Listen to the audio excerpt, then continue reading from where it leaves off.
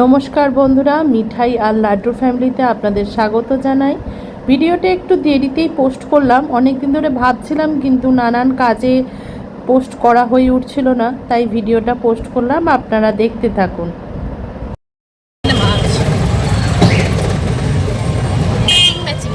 আমরা ম্যাচিং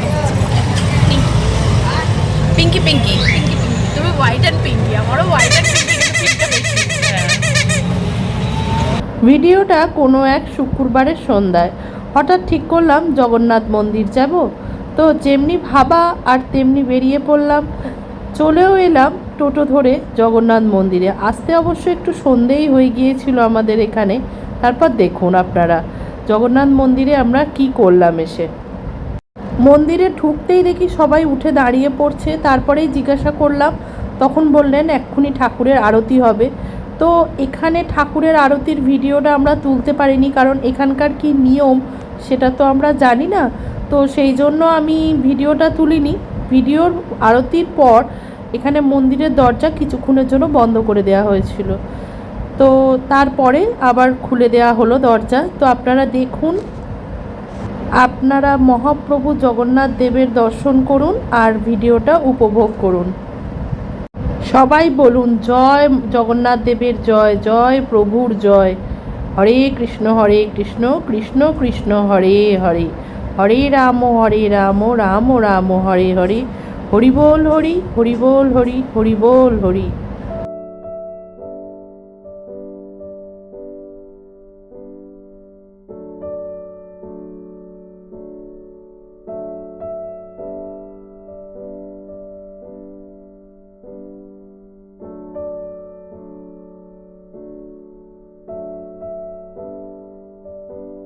আরতির পর এখানে ঠাকুরের সব মালা খুলিয়ে তাদেরকে শয়নের ব্যবস্থা করা হচ্ছিল। তারপরে এখানে প্রসাদ বিতরণ করা হচ্ছিল, ফল ছিল, চিড়ে মুরকি মাখা ছিল। তো আমরা যেতেই আজকে প্রথম দিন মন্দিরে গিয়েই খুব ভালো দর্শন পেলাম, ঠাকুরের আরতি দেখতে পেলাম, প্রসাদ পেলাম। এটাই হলো আমাদের পরম পাওয়া। জয় জগন্নাথ। মন্দিরটার প্রত্যেকটা কাজ এত সুন্দর করে করেছে। মন্দিরটা খুব নতুন, 2026 সালের মন্দিরটা হয়েছে।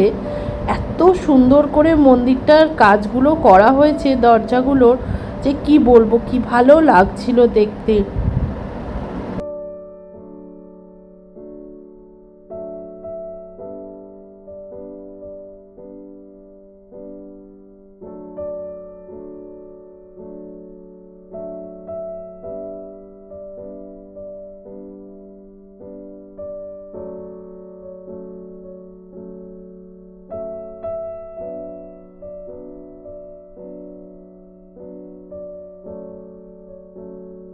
এই মন্দিরটা কোথায় আর কবে হয়েছে সেই সম্বন্ধে আপনাদের একটু বলি।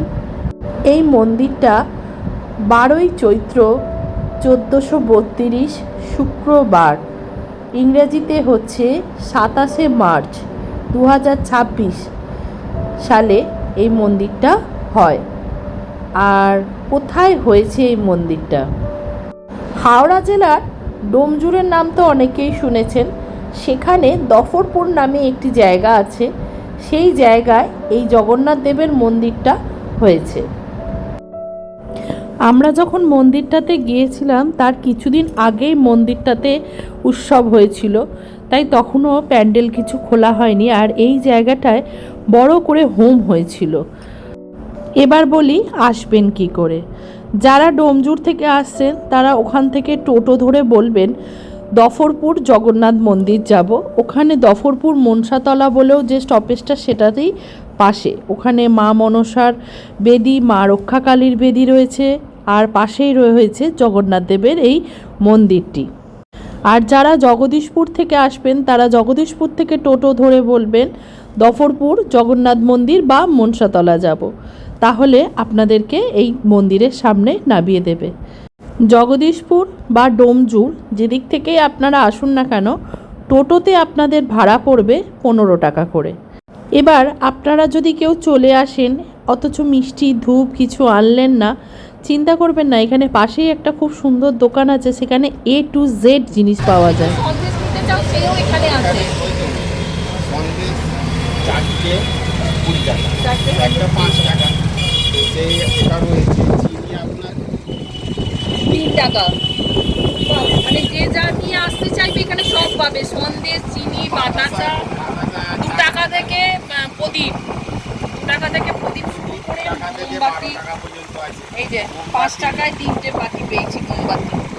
আপনি এই বাটি 2 টাকা থেকে আরম্ভ করে এখানে বড় আছে 200 পর্যন্ত আছে। মানে মন্দিরের ঠিক উল্টো দিকে, কেউ যদি খালি হাতে চলে আসো নিশ্চিন্তে সব পেয়ে যাবে এখানে।